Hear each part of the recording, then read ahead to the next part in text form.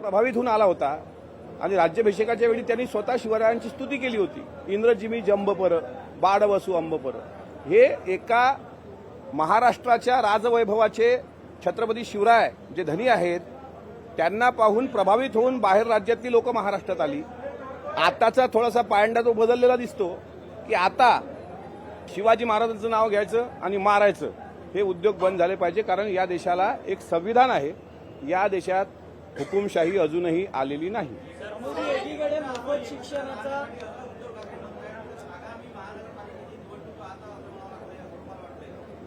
आज स्वतः राज ठाकरेंनी त्यांच्या पक्षाच्या प्रवक्त्यांना आणि बातमी पाहिली की आदेश दिलेत की युतीबद्दल कोणी चर्चा करू नका.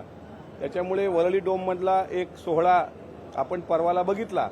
आता पुढे महानगरपालिकेत त्यांची युती होते की नाही होते ते झाल्यानंतरच समजेल काय खरं.